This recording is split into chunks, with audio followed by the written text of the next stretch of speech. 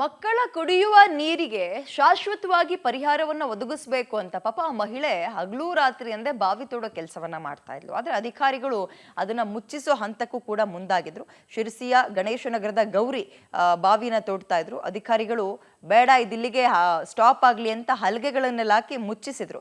ಇದರ ಬೆನ್ನಲ್ಲೇ ಇದೀಗ ತಹಶೀಲ್ದಾರ್ ಕಚೇರಿಯಲ್ಲಿ ಪ್ರತಿಭಟನೆಗೆ ಗೌರಿ ಇಳಿದಿದ್ರು. ಕೊನೆಗೂ ಅವರಿಗೆ ಜಯ ಸಿಕ್ಕಿದೆ.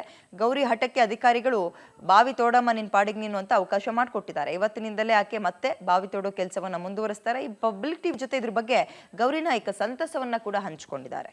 ಅಂಗನವಾಡಿ ಮಕ್ಕಳ ಕುಡಿಯುವ ನೀರಿನ ದಾಹವನ್ನು ನೀಗಿಸಲು ಏಕಾಂಗಿಯಾಗಿ ಗೌರಿಯವರು ಒಂದು ಹೋರಾಟವನ್ನು ಮಾಡಿ ಬಾವಿಯನ್ನು ತೋಡ್ತಾ ಇದ್ದರು. ಆದರೆ ಅದಕ್ಕೆ ಅಧಿಕಾರಿಗಳಿಂದಾಗಿ ದೊಡ್ಡ ಅಡ್ಡಿಯೇ ಉಂಟಾಗಿತ್ತು. ಪ್ರತಿಭಟನೆಯ ಹಾದಿಯನ್ನು ಹಿಡಿದಿದ್ದರು ಗೌರಿಯವರು. ಆದರೆ ಈಗ ಆ ಪ್ರತಿಭಟನೆಯ ಹಾದಿ ಈಗ ಒಂದು ಸಲೀಸಾಗಿ ಇವತ್ತು ಜಯ ಸಿಕ್ಕಿರುವಂಥದ್ದು. ಇವತ್ತು ಗೌರಿಯವರಿಗೆ ಮತ್ತೆ ಬಾವಿ ತೋಡಲಿಕ್ಕೆ ಅವಕಾಶ ಸಿಕ್ಕಿರುವಂಥದ್ದು. ಹೀಗಾಗಿ ಗೌರಿಯವರು ಕೂಡ ನಮ್ಮ ಜೊತೆ ಇದ್ದಾರೆ. ಅವರನ್ನು ಮಾತಾಡ್ಸೋಣ. ಗೌರಿಯವರೇ, ನೀವು ಕಳೆದ 20 ದಿನದಿಂದ ಬಾವಿಯನ್ನು ತೋಡ್ತಾ ಇದ್ರಿ. ಸಾಕಷ್ಟು ಅಡ್ಡಿ ಆತಂಕಗಳು ಬಂದವು. ಯಾಕಾಗಿ ಈ ಥರ ಸಮಸ್ಯೆ ಯಾಕಾಯಿತು? ಅದೇನು ಅಂತಲೇ ಗೊತ್ತಾಗೋದಿಲ್ಲ. ಯಾಕಾಯಿತು ಏನು ನಮಗೆ ಹೊರಗೆ ಯಾರು ಏನು ಮಾಡ್ತಾರಂತ ಅದು ಗೊತ್ತಾಗಲಿಲ್ಲ ನಮಗೆ. ಒಟ್ಟು ಅಡ್ಡಿ ಆತಂಕ ಮಾಡಿದ್ರು.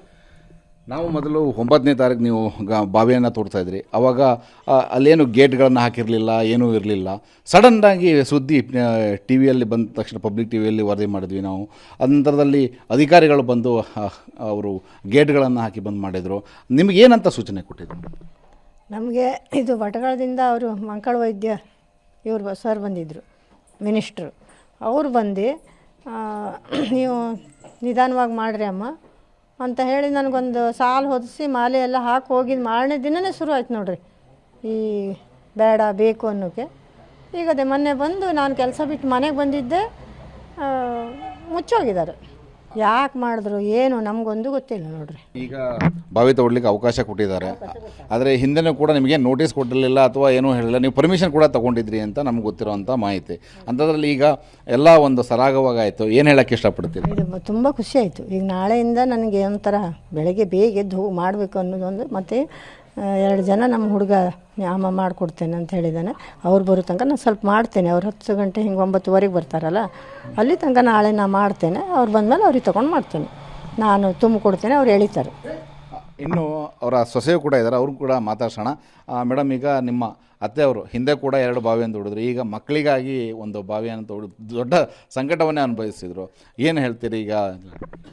ಈಗ ತುಂಬ ಖುಷಿಯಾಗಿದೆ. ನಿನ್ನೆವರೆಗೂ ತುಂಬ ಅಡ್ಡಿ ಆತಂಕಗಳಿತ್ತು. ಬಾವಿ ಮುಚ್ಚಿಸೋದಕ್ಕೆ ತುಂಬ ಪ್ರಯತ್ನಗಳನ್ನು ಪಟ್ಟಿದ್ರು. ಆದರೆ ನಮ್ಮ ಊರ ನಾಗರಿಕರಾಗಿರಲಿ, ಅನೇಕ ಸಂಘಟನೆಗಳು ತುಂಬ ಖುಷಿ ಇದೆ. ನಮ್ಮ ಅತ್ತೆ ನಿನ್ನೆಯಿಂದ ಊಟ ತಿಂಡಿನ ಬಿಟ್ಟುಬಿಟ್ಟಿದ್ರು. ಏನಾಗತ್ತೋ ಅಂತ ನಮಗೆ ಭಯ ಶುರುವಾಗಿತ್ತು. ಸರ್ಕಾರ ಹೇಳ್ತಿತ್ತು ಅವ್ರ ಆರೋಗ್ಯ ಮುಖ್ಯ, ನಾವು ಸರ್ಕಾರದಿಂದ ತೋಡಿಸ್ತೇವೆ ಅಂತ. ಆದರೆ ನಿಲ್ಲಿಸಿದ್ರೆ ಅವ್ರ ಆರೋಗ್ಯ ನಮಗೆ ಮುಖ್ಯ ಆಗಿತ್ತು. ಯಾಕಂದ್ರೆ ಅವ್ರ ಆರೋಗ್ಯ ದಿನ ಅವರು ತೋಡದೆ ಎಲ್ಲೋಗಿದ್ರು ಅಂತ ಕೇಳುವಂತ.